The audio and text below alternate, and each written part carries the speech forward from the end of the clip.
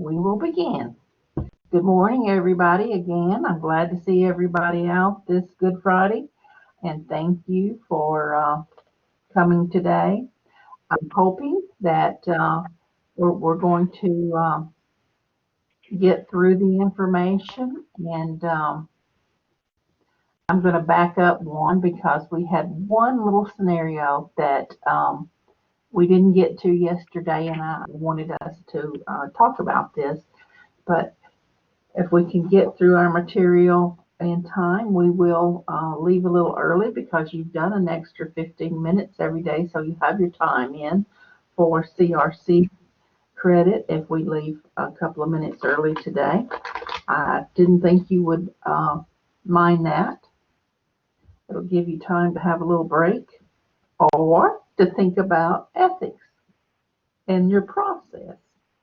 I wanted to get your take on this scenario, this relationship. It's not really what you face every day, but these kinds of things come up. And if you could tell me where in the code you would go for guidance.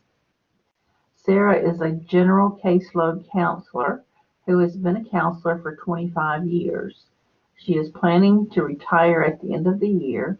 She is mentoring 2 master's level students who will begin their work as counselors after graduation next year.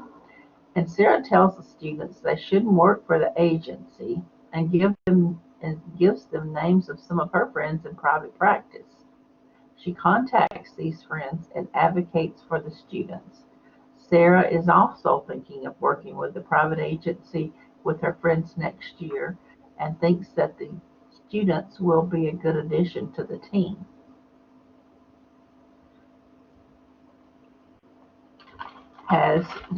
In your estimation, has Sarah acted unethically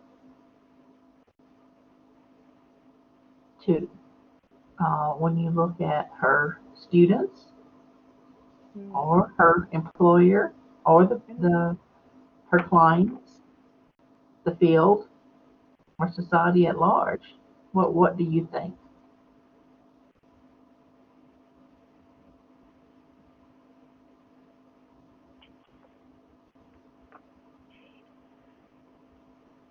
It sounds like it's unethical, doesn't it? Just reading it. So where do you think the problem lies? If there is a problem, do you think there's a problem? Would you do such a thing? Would you counsel students to maybe work for private rehab instead of at the agency where they're doing their internship? What do you think? Have you ever been faced with this question before? I know you probably have people coming in that you have to mentor every day. You don't have to, but you're asked to. Nobody has anything to address this. Amy says that she thinks it's okay to let people know about all of the opportunities, but let the students decide what will work best for them. Okay, so we're going back to our choice and information and choice.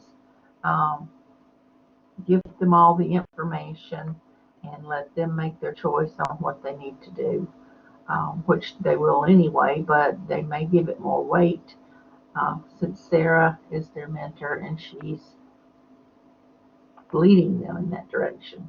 Thank you, Amy. I appreciate it. Does anybody else have anything on this?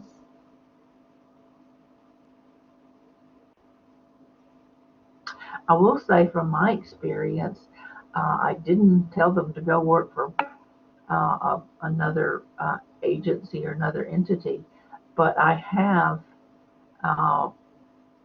one. She was doing her internship in vocational rehabilitation counseling, but she was working also on a social work degree, and I did give her information, and I did encourage her to go the social work route because um, I felt like it would be better suited for her and for her future.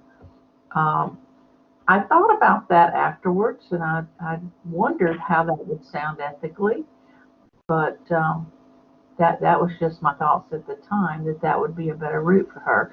And I think if she had been a client instead of a mentee, I would have probably told her the same thing. I would have given her the same information. Amy says H5 and the code addresses this issue. Okay, let's look at H5 because that's the only way we can get help from the code, and it's knowing where to look. We can't sit down and read this every time we need to answer a question. It's good to know where to go. And I go and look at the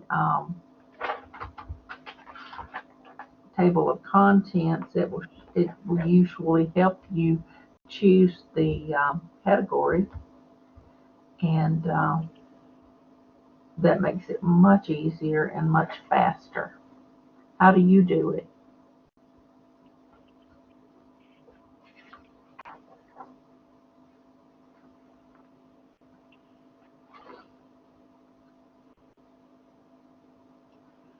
H5 talks about students' disclosure of personal information, diversity in recruitment and retention, teaching cultural diversity, teaching ethics, interrogation of subject and practice. Um,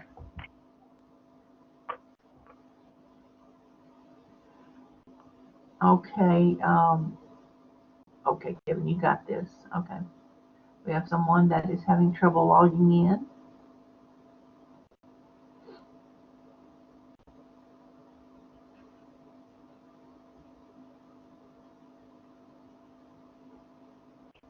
Does anybody have a question about this?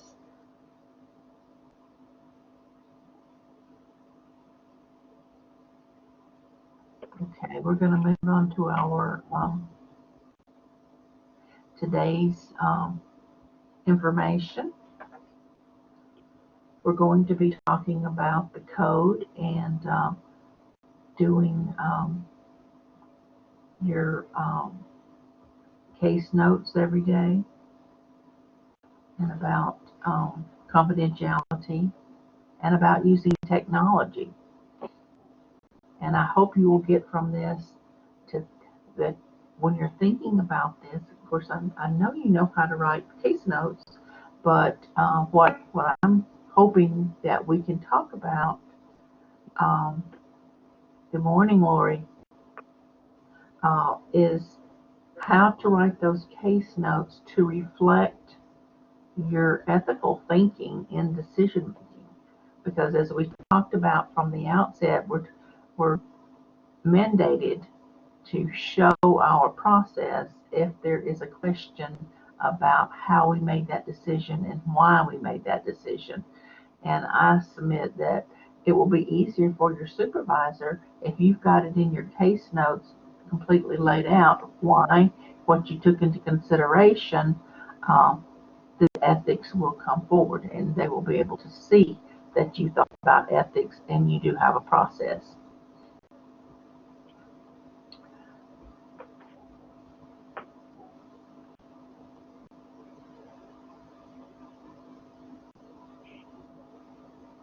And I just threw a couple of tips in here.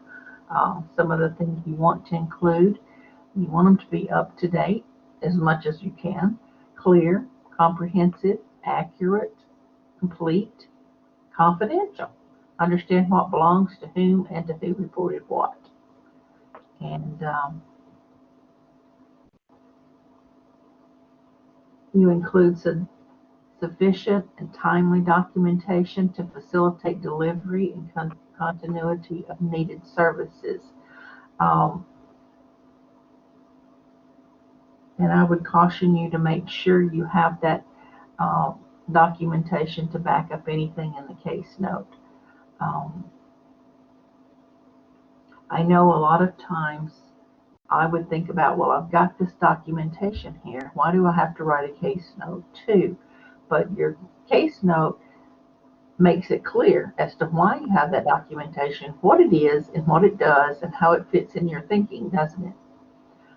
Taking reasonable steps to ensure that documentation accurately reflects progress. So you're showing the progress and services provided to consumers. If you make errors, do you have policy and procedures on how to correct that? I think in the code it says it gives you a way to make a correction by lining through what is the incorrect information, initialing it, and then writing it again. Is the ethically correct way that the code gives you. Does anybody have a different process for that? I mean, I'm not saying that'd be the only way to do it. There's several ways, I'm sure.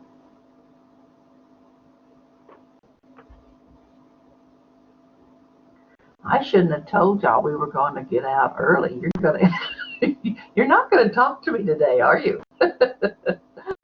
Understand. Ethical and legal recording and documentation access.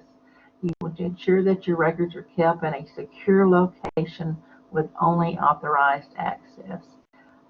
What is your process for keeping them secure? Do you have locks on all your cabinets?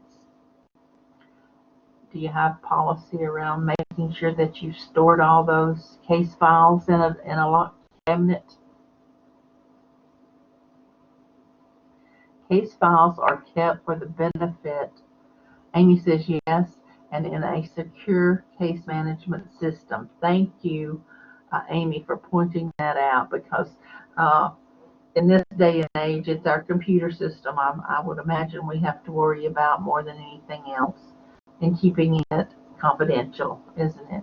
We have to make sure that we close our computers, we close down the system, and we make sure that someone who isn't supposed to have access to it doesn't have access.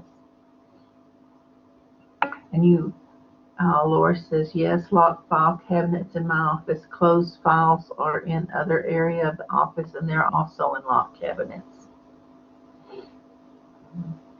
And I can tell you from my experience, I worked for an agency. It wasn't a voc rehab agency.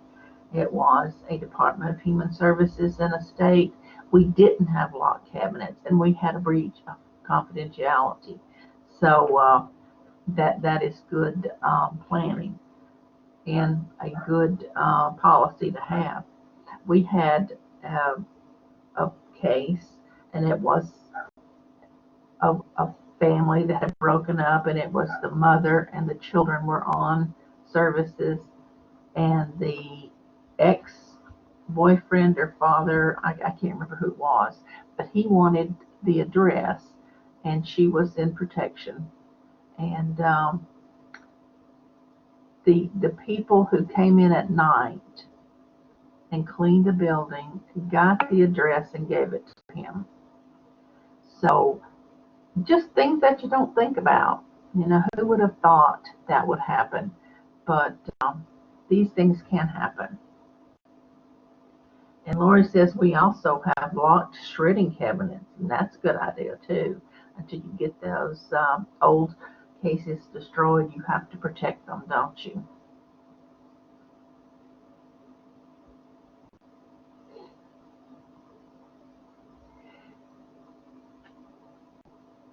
And have you got a process for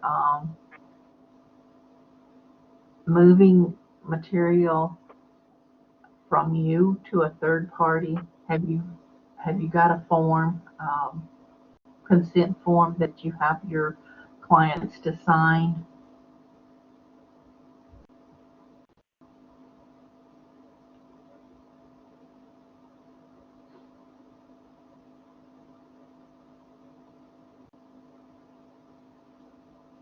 And these are just some hints and tips from me and from other people that I have gathered uh, of what not to include. And this is just to help you keep it uh, storytelling and not get anybody off in the weeds and cause you problems. Intimate or personal information about the consumer that has no bearing on the case, and gossip, venting your own frustrations or others' feelings, incriminating information to you or the agency, inappropriate entries such as your own personal view of religion or politics and so forth, or using jargon. We all sort of tend to do that, don't we? We may use words that maybe everybody in your office understands, but people outside that office, it may be jargon to them. Writing so cryptic that nobody knows what you mean, or a medical diagnosis that has not been verified. And I know you're all thinking, well, who would do that? But that can happen. Um, I've seen it happen in a very roundabout way. Um, we those assumptions we talked about yesterday. We assume in the summing up that they have a diagnosis of something that they may not have. Just the facts. We just want to put those facts in our case notes. Lori says, I case note medical diagnosis that client self-reports and documented it that way in the case notes. I note there are no records to confirm this diagnosis. Thank you for pointing out, Lori, and that's kind of what I was alluding to. Sometimes we don't make it clear that this is what the client said, but we don't have documentation that that's an actual diagnosis from a doctor.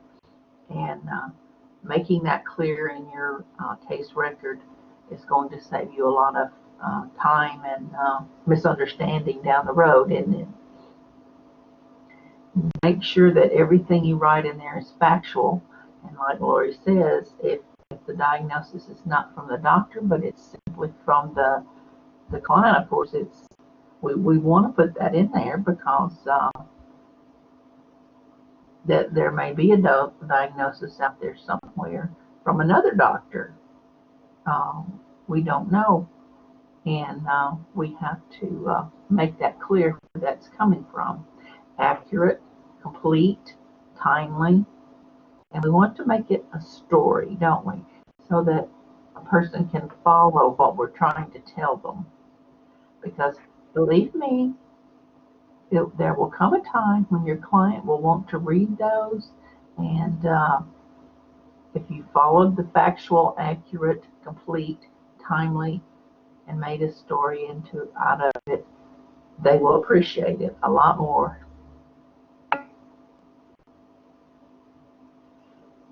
Laura says sometimes the client is simply self-diagnosing, and they may need further evaluation to verify. And that's right. We all go around thinking, well, I have this or that because we have the symptoms and maybe we haven't been to the doctor. And we would need evaluation to determine what kind of limitations. Maybe it's something else. Maybe we need a medical evaluation or a psychological evaluation, whatever is appropriate. What does the consumer want to accomplish? What are the goals? And of course, if we start looking at that from the onset, it will keep us on track. One, what are they asking for? What do they want from us? And what is their goal? What are they trying to accomplish? And what services were provided? As you provide a service, you're explaining why, and you're thinking about the ethics of the situation. You don't ever want to forget that you want it to reflect in these case notes what you took into consideration. What did they ask for? What was their goal? what service was provided, how it led to the goal, and how it was client's choice. They decided that's why it was provided, and then how the outcome. What was the outcome? Was the outcome that you were looking for and the client was wanting?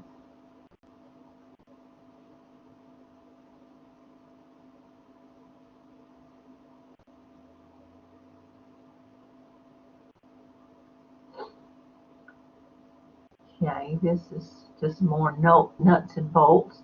Cite the date. You want to identify the people and relationship who you're talking about, and identify the type, face-to-face or phone conversation, and that's certainly important now. And describe the event and recount the transaction and demonstrate how the contact relates to the IPE.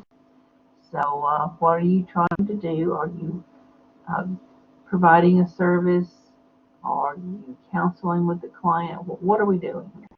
Describe how the issue was addressed, resolved, and are the next steps needed in providing that service. So, to be ethical, you've got to show your client choice through these case notes. Um, and if you spell out just what was talked about and why you're talking about it and what was the outcome, then ethically you're covered, aren't you? Somebody coming behind you and reading will see that you did have a process, you were thinking through, and this is why you made that choice, and this is the outcome of it. Document what your next steps are regarding to this situation or interaction. And remember, if you document, you will need to follow through or document why. Always come back and if you don't follow through, there's a reason, right? You need to document that. Teresa says that her office has no locks on cabinets or doors. That could be a problem in the long run for you, Teresa. What do you do about keeping them secure?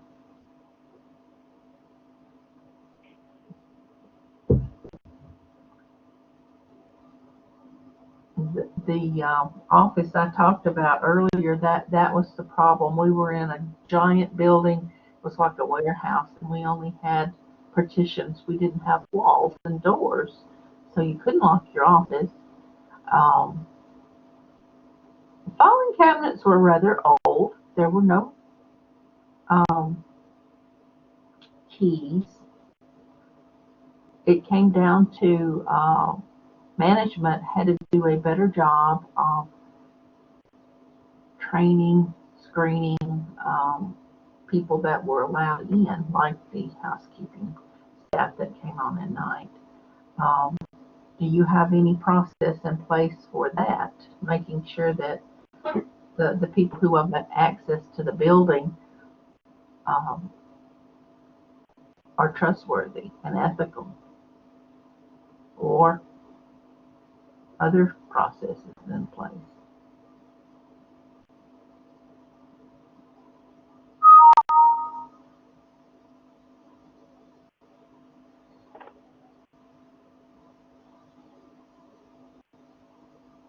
Case note should reflect any work toward implementing, monitoring, or any change in an outcome.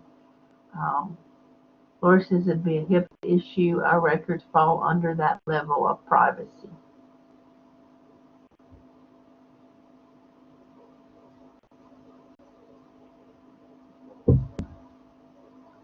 Laura, can you explain a little bit? Are you saying that the no locks and no locks on the cabinets will be a HIPAA issue, or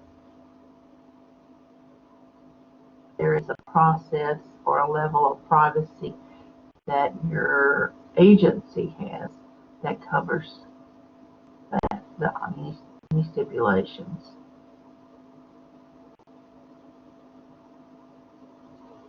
Does anybody else question or have a problem with your ability to keep everything secure? Julie says our office is paperless and it is all scanned into the system and then shredded. Okay, you keep your system secure and you're good to go, aren't you?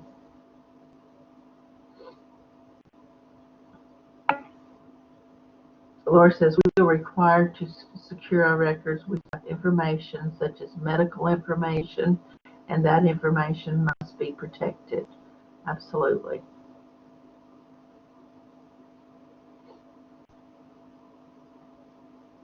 Case notes should be written that reflect the progress or tracking of events and who is responsible for doing what.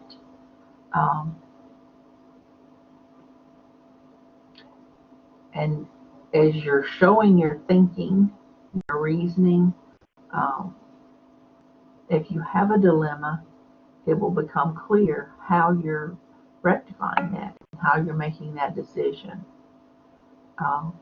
Lori says clients could file a HIPAA complaint if they know records are not secure, and that's true, they can.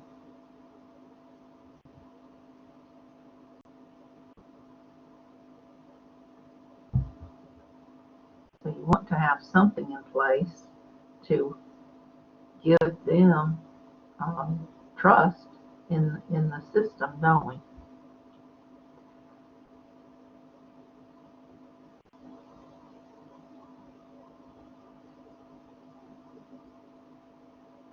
Does somebody want to speak to writing case notes? Have we got a really good case note writer in the bunch?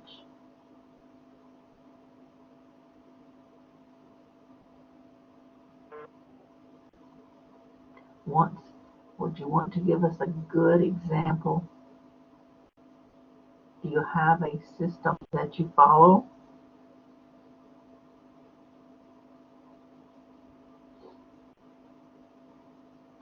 Okay, we're going to talk about technology. Um, Julie says that they use only technology. And Lori, you must be from Oklahoma. Are you from Oklahoma? I know Oklahoma has been on a paperless system for a while, haven't they? North Dakota. North Dakota is too, huh? Um, it's a good way to go. Keeps everything, if you can keep that system secure. Um, but now in Colorado, we are not paperless. So it becomes a bit more challenging, doesn't it? Okay, Julie's in Colorado now. Hello, Peggy. Mm-hmm. This is Sandy Sandra? Evans. You were asking about just case notes, but writing just in particular, for me, I like to type out my notes and my thoughts just as they happen with the client or whoever, and have that all typed out, and then I go back up to the top and then start writing, and I will cut and paste from what is below and then bring it up to the top, and then also do I try to do like to the different services, I would just write that and then a colon, so it's kind of clear on what that paragraph is about. So sometimes it's a little bit easier to kind of find something later. So just some Sure. thoughts, what I do. Yeah, thank you I for I sharing. I was I've done a good amount of writing in I imagine all of my you have. past. Did you remember that case noting can it is very timely, but it's very uh, needed.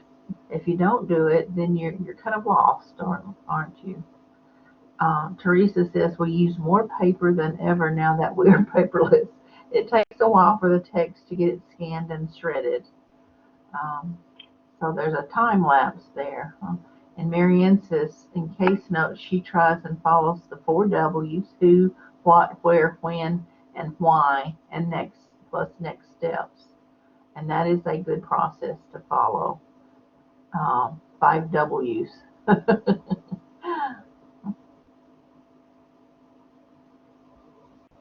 And Julie, I feel like I am pretty good at case note writing and was taught to do it in the way you lined it out, to tell the story, and this helps if you're out in an extended time or take on a vacant caseload to know what is going on with the case. Yes, that comes in very handy when you get a case from somebody if they were a good case noter, doesn't it? Laura says she's been a DVR counselor for 20 years and we have more paper than ever too. So paperless is a challenge that you have to work toward a goal, isn't it? It isn't that the case note, if it isn't in the case note, it didn't happen. Thank you for pointing that out, Lori, because that's true, isn't it?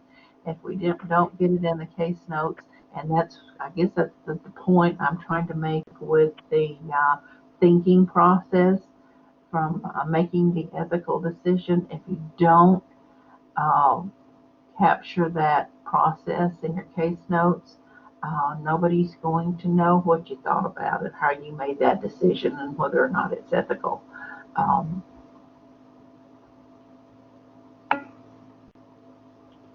And Julie says we are reminded of that often, and if it isn't in writing, it doesn't happen. And yes, I was reminded of that quite often when I was a counselor. If you did it and you didn't write about it, it didn't happen. Mm-hmm.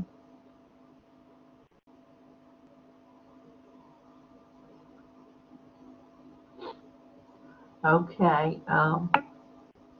Laura said it's very hard to inherit a difficult case that has limited or missing case notes. I had that happen a few times.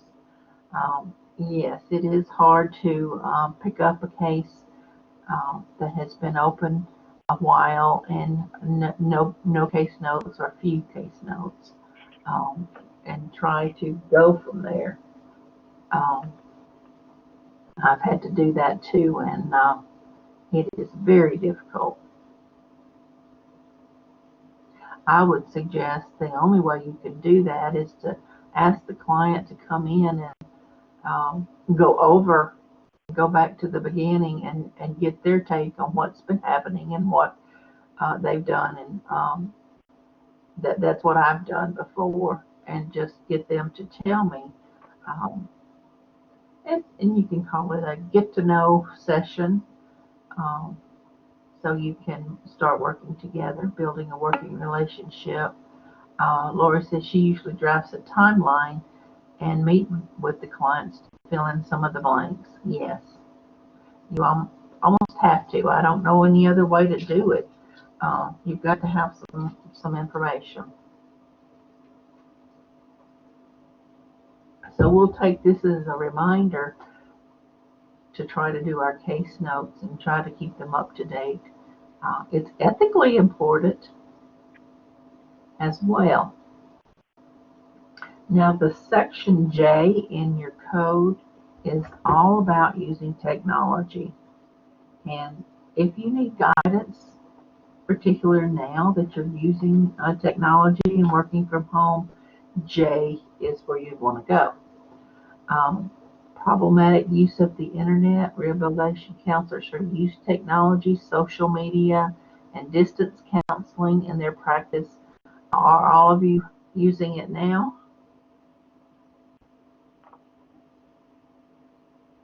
Or some of you? Amy is.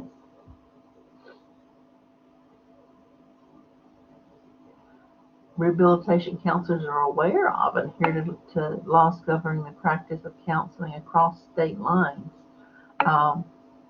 Laura says that we can't do our jobs without technology of some sort. Amy says no social media, however. Okay. Yes, we're going to, I think I included that, some tips on social media. Rehabilitation counselors seek business, legal, and technical assistance when necessary and make reasonable efforts to ensure that technology is used appropriately and the client's rights are protected. So That is one thing. We're looking at our 6 principles of ethics, and we certainly don't want to harm a client. Um, that is what we're working on from the get-go, isn't it? Competence, our competence and the client's competence on the technology is going to make a big difference in the how well we're able to do this. And if it's someone who can't use technology very well, they may not get the same satisfaction out of the services that another client who could maybe use the technology better would get. Laura says she tells clients during intake that she cannot be their Facebook friend or other similar sites. Had clients try to friend her. Okay. Um, do all of you tell your clients up front that you can't be their friend on Facebook, or do you have that discussion with them? I don't think when I was a counselor, uh, Facebook was around. I'm sure I wasn't on it because it was back a while back. Um, so it wasn't an issue for me. I haven't had to deal with it. Amy says not up front, but I will let them know if they try to friend me. Okay. Laura says she didn't cover that until it happened. Okay. So there was no need to go there until you had to, huh?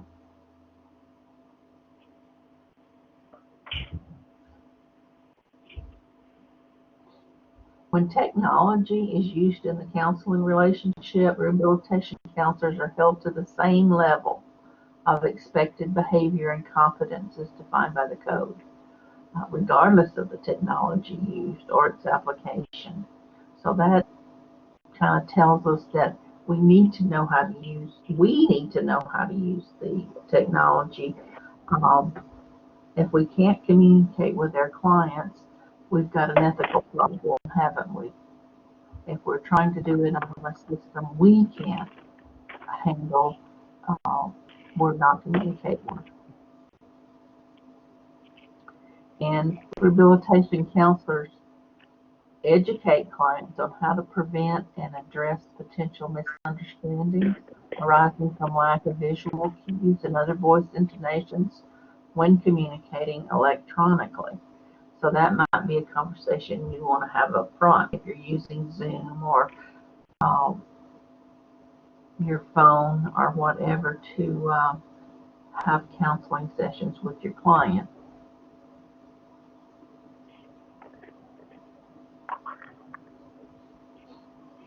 And to make sure that we're being confidential and secure, as we talked about with the case notes, it would be very easy to have imposters. And I think we talked about yesterday, uh, how do we talk to the client instead of the parent or friend, or a lot of times that is a problem. In situations where it's difficult to verify the identity of rehabilitation counselors, clients, and their guardians, team members, rehabilitation counselors addressed imposter concerns, such as using code words, numbers, graphs, or other nondescript identifiers, and establish methods for identifying identities. Is that a problem, or have you had this come up before to where you didn't know if the person you're talking to, or maybe there was a chance it was not your client? Good. When I was a transition counselor, it would sometimes be a problem for me. Okay, Laura says we have that information in our client handbook, and there are always risks in using electronic communications. Important info to talk about is reviewed in intake. Okay, yes, it was on the list of things that uh, from the ethical code that we're mandated to talk to them about up front if we're going to use technology, and that we went over earlier. Can you tell me a little bit more about your policy? Had a mother that would respond to clients' emails, had access. That's kind of what I experienced, Lori. I didn't know if the email was from my client or from her mother, and sometimes I would get confused and in trying to stick with just the client and not tell mother something I shouldn't. Uh, but I always assumed that since she had access to it, the client gave her access. And most of the time, I didn't worry about it too much because I figured she was there because the client had given her that. But that's an assumption on my part. And we talked about what happens with assumptions, didn't we? That might not have been the case.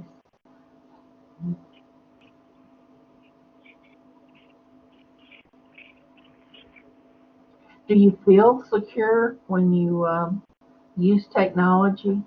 Have you seen any problems, or have you had any problems?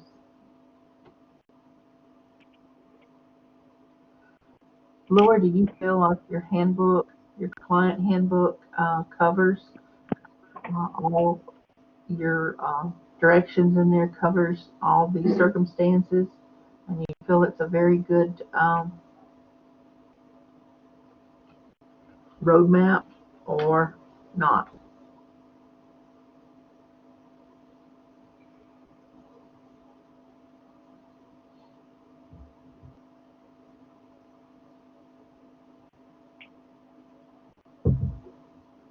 I would just suggest that if you run across something that is not covered in there, to be sure and bump that up to state office so that next time they update the book, you can let them know that that needs to be included. Um, Laura said it's a good statement, but important to go into detail with client to make sure they understand. Okay, you may have some clients that will need more explanation than others, and you're suggesting that to go into detail and make sure they understand.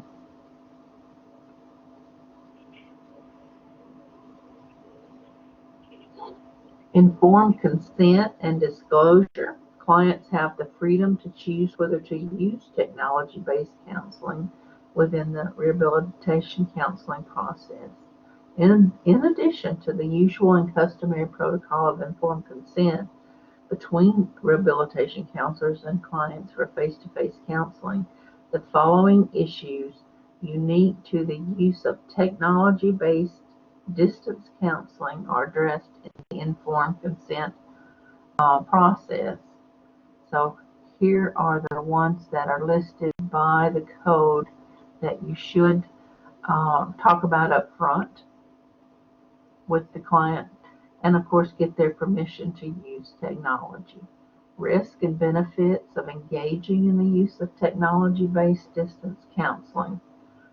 Type of technology, the possibility of technology failure, and alternate methods of service delivery.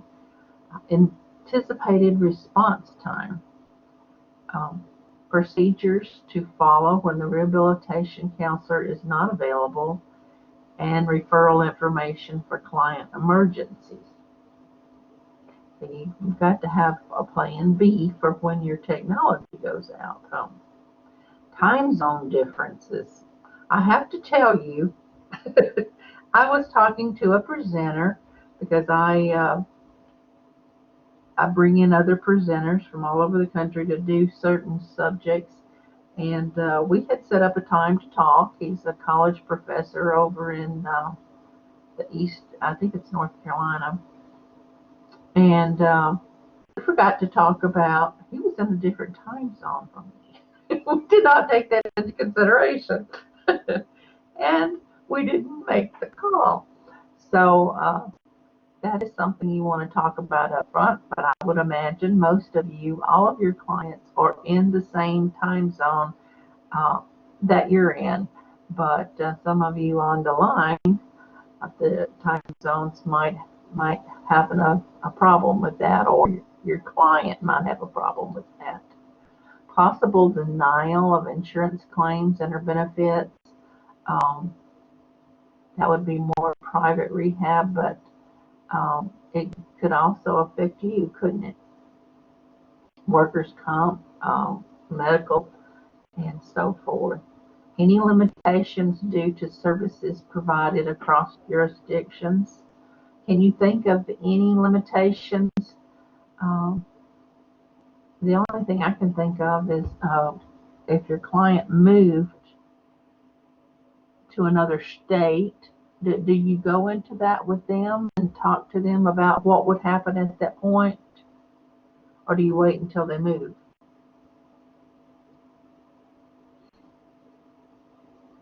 I was just thinking that if you're doing everything using technology, if they moved,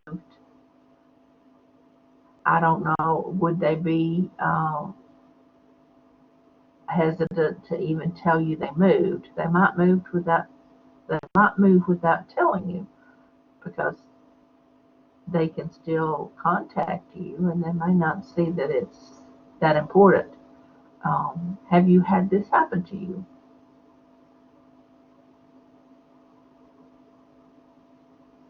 I once had a client. He lived on a houseboat in the middle of the Mississippi River. He was halfway between two states. That caused me a problem. I didn't know if he was my client or not because he would go back and forth.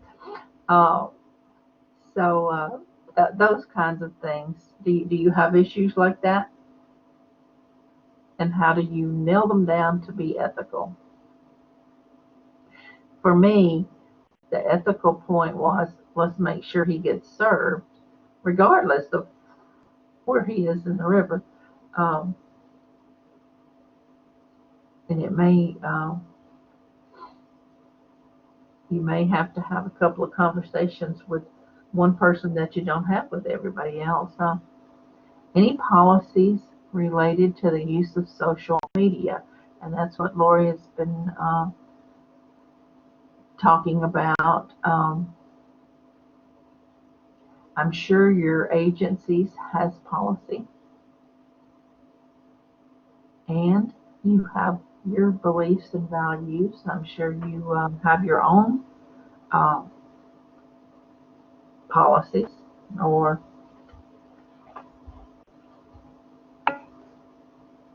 Bonnie says, my coworker had a client that was about to receive a van modification, and they were working on the bidding process, and the client moved to Kansas but didn't tell the counselor. They were still trying to get Oklahoma DRS to provide the modification. Yes, Bonnie, those kinds of things is what I was thinking about. And if you were only corresponding with the client electronically or using technology, uh, might not get clued in that that is what is happening. Um,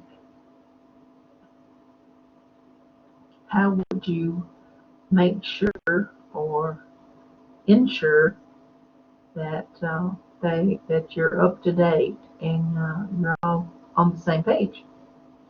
Do you have any processes? Sheila said, I talk with the client before they move and make sure they get connected with the agency in the new state. Okay.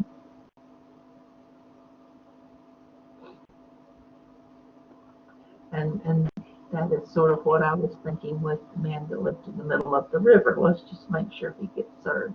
Let's not let him fall through the cracks. And that's the way you can do that.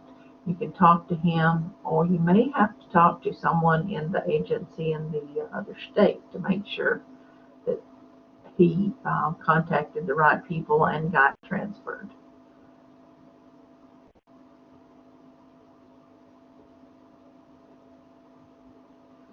Now I have some scenarios here.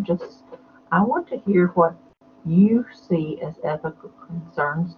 Sarah uses technology, social media, and distance counseling. She provides updates and appointments to her clients via email, Zoom, and others. She has not been able to uh, visit with anyone face to face in more than a year due to funding. And her caseload is getting a bit funky. Um, Thomas missed 3 meetings with Sarah due to unavailability of technological equipment, the loss of his cell phone. He lost his cell phone, he can't call her. Sue moved to another state and lost contact with Sarah. And Dan moved to Mexico and started working for American Airlines there in a full-time job, but he needs help with training to keep the job. Kara received her software through UPS, but doesn't know how to load it onto her computer. Without the software, she can't contact Sarah. What are our ethical concerns here, and what can Sarah do to bring her caseload back in line? What would you do from an ethical standpoint? What would be your ethical concerns?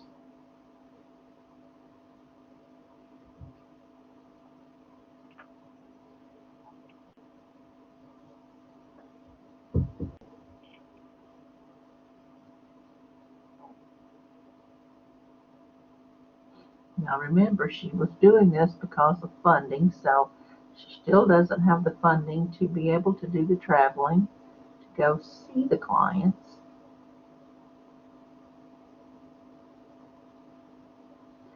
What would be your take on Dan?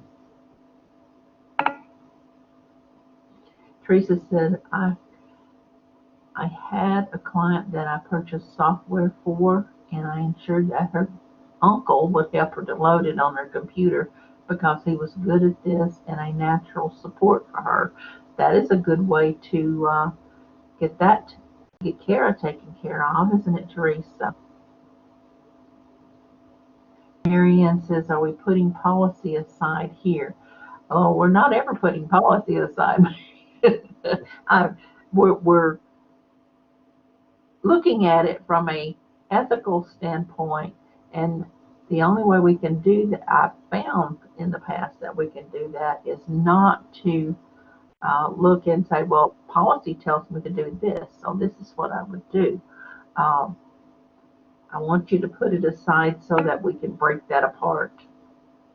Laura said, if Dan has an IPE and the goal is in line with his employment, DVR should be able to possibly help with his need. Okay.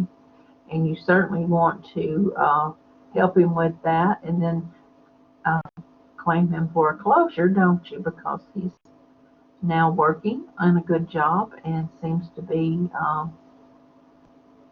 just needing some help to continue that. I would think you'd want to continue it. I don't know. I guess it would depend on policy, wouldn't it? Um, Whether or not you could provide the service in another country. I haven't followed had that issue before, but someone in New Mexico or um, Colorado, well, not Colorado, Arizona, Texas. Teresa says it depends on the training Dan needs. If it is one-on-one training, maybe not due to the country issue. Okay, so there may be an issue finding an entity that could give him the service. Laura says as long as Dan remains unavailable to stay engaged with his DVR counselor, we can keep working with him. Available to stay engaged. Great. So you could stay in contact with him and try to provide that service and continue on with him.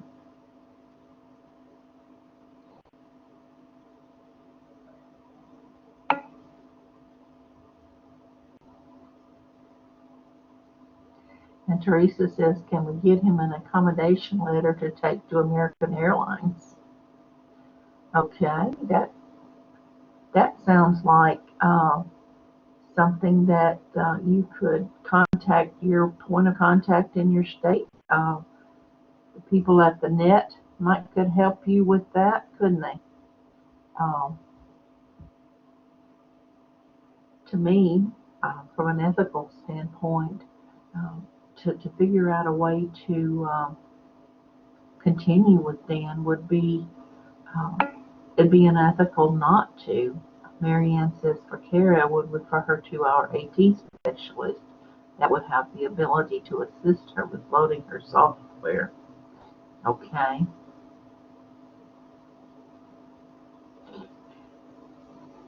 But what if your AT specialist doesn't have any travel funds?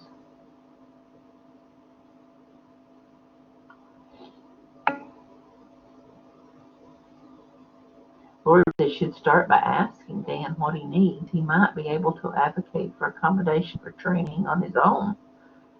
He might could go to his employer and tell them what he needs. You're right. That would be a good first step, wouldn't it? To see if he could get help at work.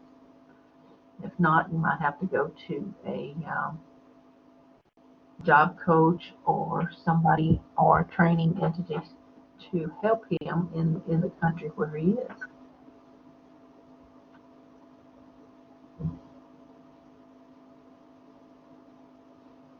But I think all of you agree that we need to figure out a way to continue our services.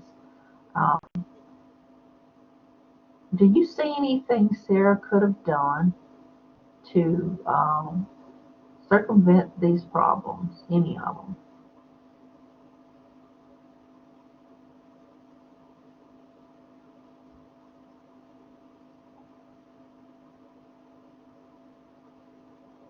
Not saying that she didn't do everything she could think of, but would there be something in hindsight we could do?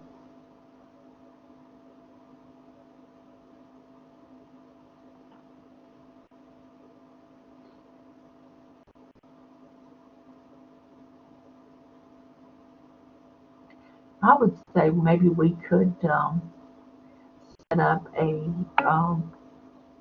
yes, that's what I was thinking, Amy. Maybe you could use the mail and send out a form letter or something and ask them to report in every week, 2 weeks, of any concerns or problems that they're having, certainly with their technology, so that you can help them with it up front without the complete breakdown happening.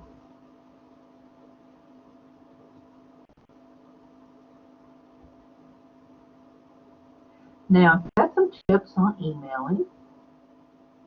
I like these tips. I've used them. Oh, Teresa says, go old school letters. Yes. We can always go back to old school when the technology crashes and get it back on track. Read all questions and respond to all questions. It's just aggravating to get an email and you answer it and they're coming in. Yes, but what about so-and-so that you forgot to address? So if you read all the questions and respond to all the questions, a better communication. Avoid sending confidential information via email. And I'm sure that you have policy around that. And why do you think that would be unethical? Or could be unethical? It might not be.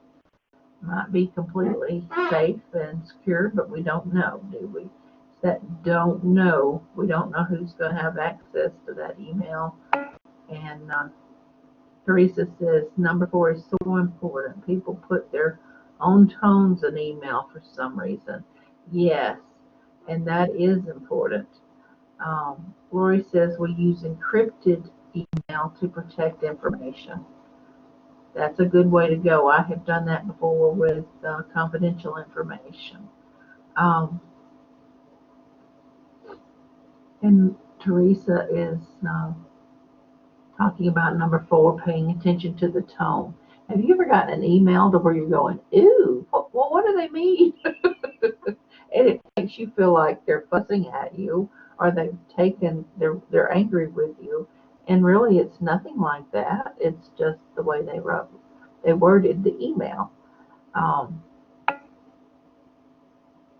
Laura says we are all working remotely right now, so electronic communicating has become most of our day, and that's true. So if we don't watch, we will have a lot of miscommunications, won't we? Which, from an ethical standpoint, could cause quite a few problems. Teresa says, I always write emails and letters that start with a pleasant, how are you doing? Or I hope you're doing well to set the tone when I communicate with a client. And I think that's a good way to go. I try to do that too for anybody because we all like to feel like the person talking to us is not upset with us and on the same page with us, don't we? Because you're coming into their house and very personal. And number 5, respond promptly. I like that one. Have you ever sent an email out and you need this information right away? And you don't hear from the person and you don't hear from the person, so you make other arrangements, maybe. And then a week later you hear from them and mess up your plans. But I would encourage you that if you can't do something right away, um, send them an email and say, got it, respond soon. Or Lori says she always apologizes if she's delayed in a response. Do you apologize when you send the response, Lori, or do you send something right away and apologize for not being able to get back to them right then?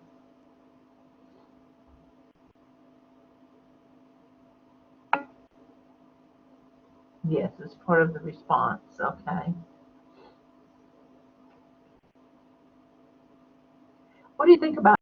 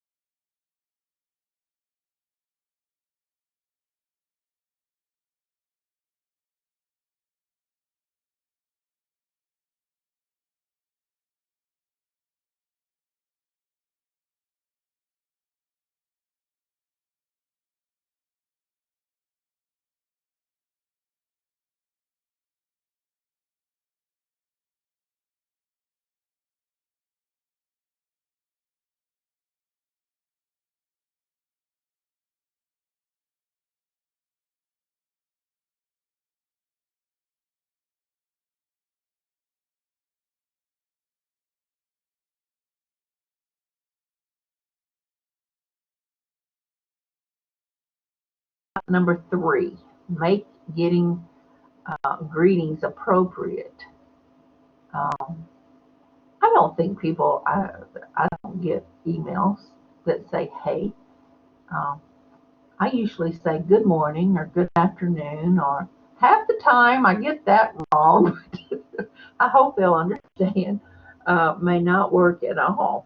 Or I say Miss or Mrs. or their first name. Hello.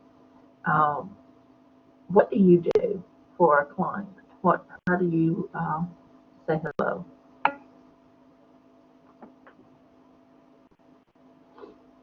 Teresa says, I take my phone with me on vacation and answer important emails on vacation.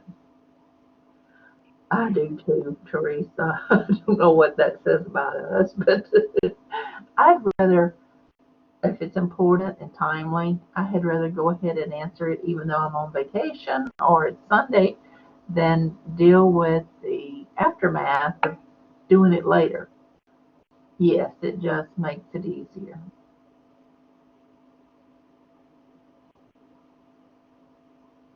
And number 6, if an issue requires more emails than 3, pick up the phone and call.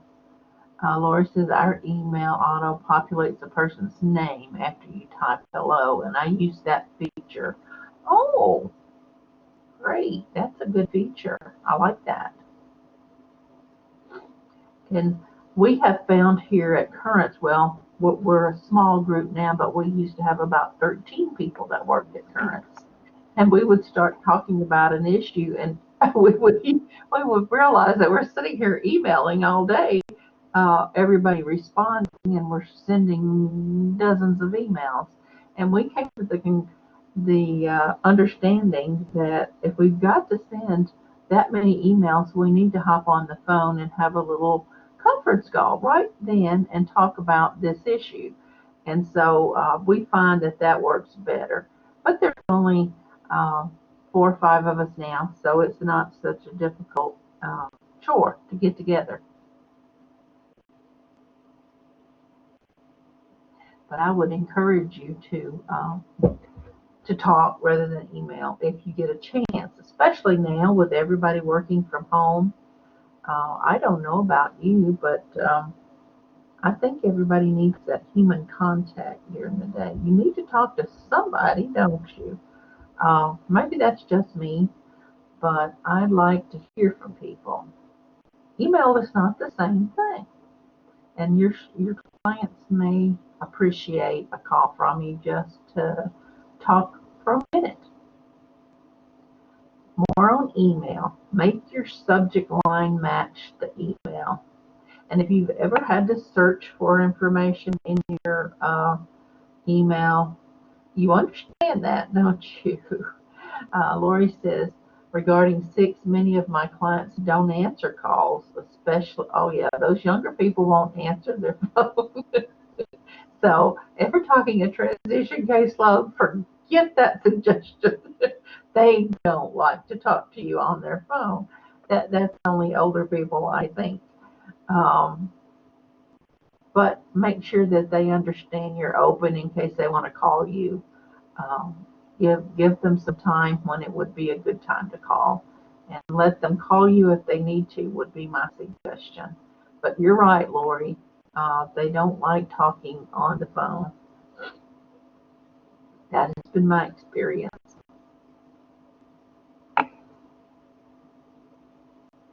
Lori says they also don't set up their voicemail, or it's full because they don't check and clear voicemail. Yes, that is true too. Um, so you might be better to let your clients know up front. Friday afternoons or Thursday afternoons, 4 to 5. I take calls, or whenever you need to update me, you can call me during this time. I'll be available. Whatever you can give them. And number 8, don't reply all the time. Do they all need to know? I very rarely do all.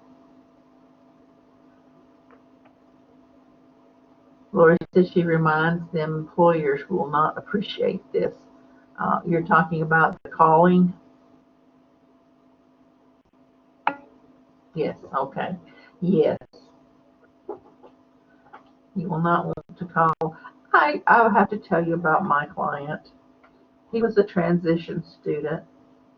I had been talking with him about a summer work experience job, and he had told me he wanted to work at like McDonald's, Burger King. I talked with Burger King, set him up a time for an appointment to go and talk with the manager, and it was looking pretty good. And he and I went over what he should say during the interview, what he should wear, the whole thing. And he left. A couple of hours, 3 hours later, I get a call from the manager at Burger King. She goes, "Okay, I've already had 3 calls from him." I'm going, "No, please tell me this." He had called her, and he was one of the clients that told her he could not work on Sunday. Then he called back and uh, I told her he wanted this job, he wouldn't do these jobs.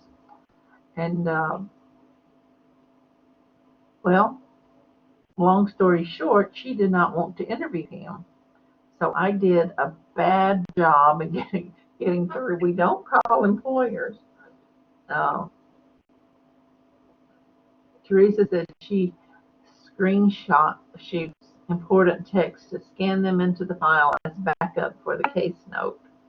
Oh, okay. I also get a lot of receipts through text pictures. Yeah, I use that to send receipts. I can't text. I only have a desk phone, so that also complicates communication. Oh yes, with texters, Lori. Um, that would be a problem, wouldn't it?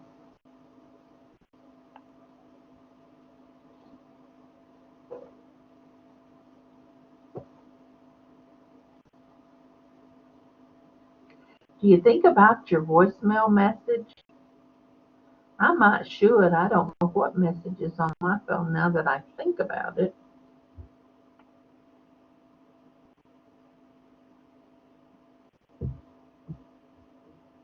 If you call me and it sounds wonky, forgive me. I just should have read that myself when I put it up there and thought about it. I don't think I've updated mine in a while.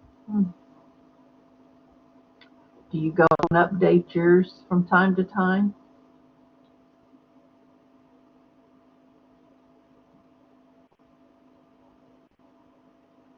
Okay, last slide. These are guidelines from the CRCC Code. When considering and interpreting the CRCC Code of Ethics, we understand that we should avoid accepting friends unless there is a beneficial rationale to do so. Set your personal privacy settings to friends only to avoid unwanted interaction. And only provide information that accurately reflects your profession and your organization. And this is in relation to social media, of course. Um, Julie says my office phone is forwarded to my work cell phone. So can you text and text? You'd have to do it from your text, from your cell phone, right?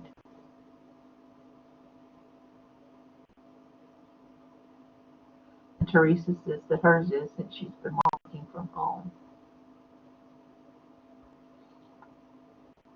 And all of you will probably cringe and horror, but when I was a counselor back in the 90s was the last time. Um, I did not have a cell phone through the agency. Um, I used my personal cell quite a bit because that's the only way I could stay in touch in a very rural area. Needless to say, the agencies I worked for didn't have a lot of money. and funds were kind of limited. So we did the best we could to be as ethical as we could. Lori says LinkedIn has been tougher to help client understand as a social application. I do not accept requests from clients on LinkedIn. Um, do all of you use LinkedIn for your clients or not? Do you find it helpful for your clients in finding employment?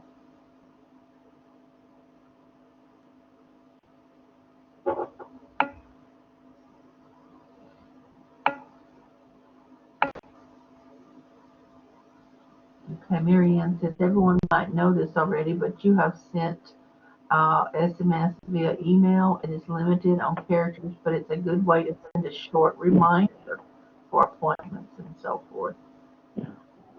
Okay, thank you, Marianne.